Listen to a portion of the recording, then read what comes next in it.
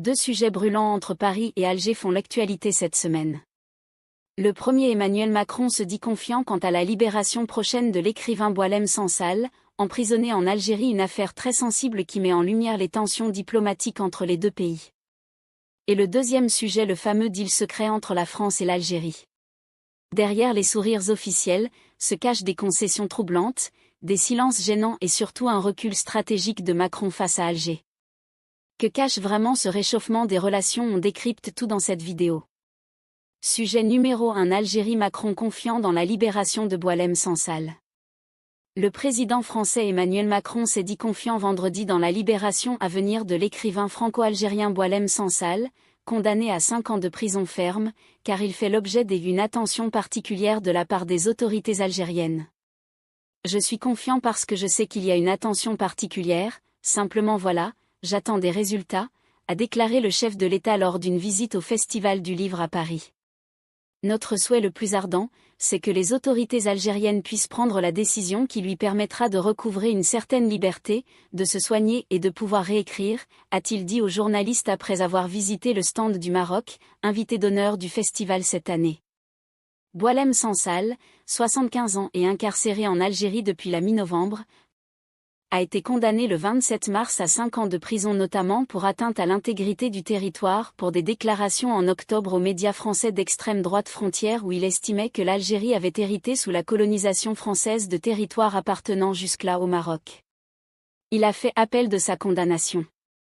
De vives tensions ont affecté pendant 8 mois les relations entre l'Algérie et la France, depuis qu'Emmanuel Macron a décidé fin juillet de soutenir un plan d'autonomie sous souveraineté marocaine pour le Sahara occidental, où les indépendantistes du Polisario sont soutenus par Alger.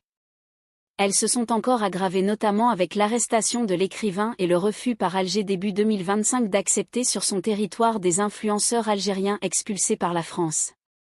Ces tensions se sont néanmoins un peu apaisées ces derniers jours, à la faveur notamment d'un appel le 31 mars entre Emmanuel Macron et le président algérien Abdelmadjid Tebboune ayant acté la reprise du dialogue bilatéral. Le chef de la diplomatie française, Jean-Noël Barrot, s'est rendu à Alger dimanche dernier pour confirmer cette nouvelle phase dans les relations entre Paris et Alger. Sujet numéro 2, Macron recule face à l'Algérie, le grand deal secret enfin révélé.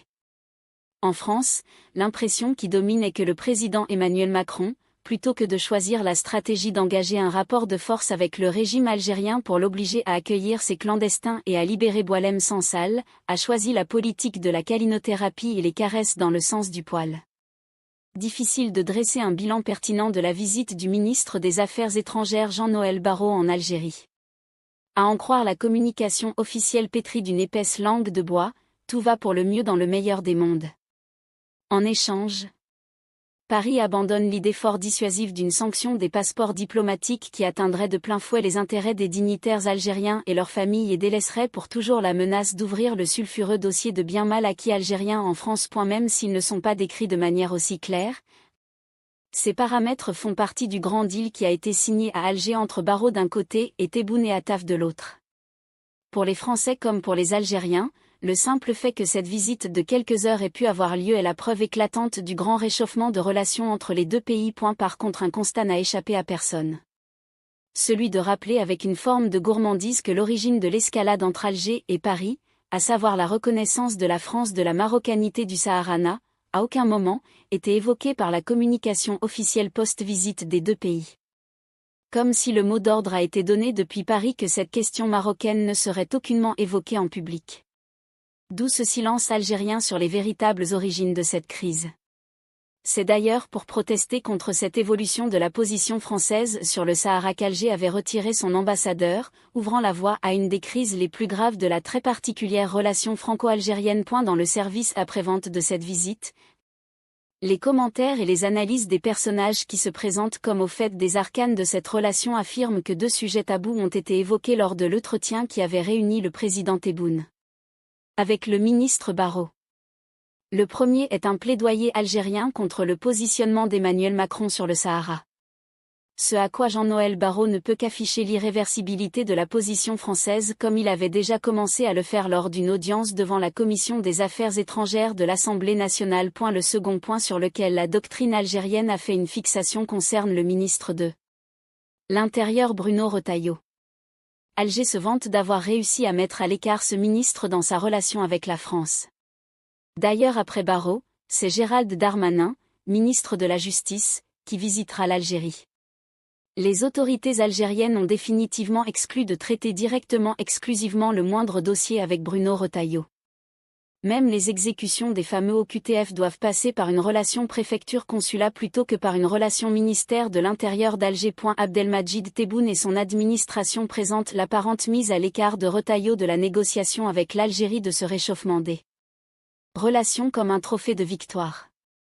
Ils partent du constat que si les relations se sont dégradées à ce point, c'est pour assouvir les ambitions personnelles de Retailleau qui chercherait à exploiter la crise avec l'Algérie comme un tremplin vers la présidence des Républicains et vers la course à l'Élysée. Dans tous les cas, il n'est pas certain que cette visite de Jean-Noël Barrot ait réussi à solder tous les malentendus entre Alger et Paris. Cela a sans doute participé à casser le glacis qui enrobait cette relation depuis juillet dernier.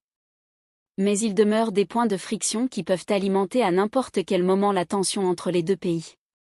En France, l'impression qui domine est que le président Emmanuel Macron, plutôt que de choisir la stratégie d'engager un rapport de force avec le régime algérien pour l'obliger à accueillir ses clandestins et à libérer Boualem Sansal, a choisi la politique de la câlinothérapie et les caresses dans le sens du poil. D'où ces mots de Barrot qui reflètent un désir partagé de voir une page se tourner, de reconstruire un partenariat d'égal à égal, serein et apaisé, avec l'Algérie. Merci d'avoir regardé cette vidéo jusqu'à la fin. N'oubliez pas de liker, commenter et vous abonner pour ne rien rater de l'actualité.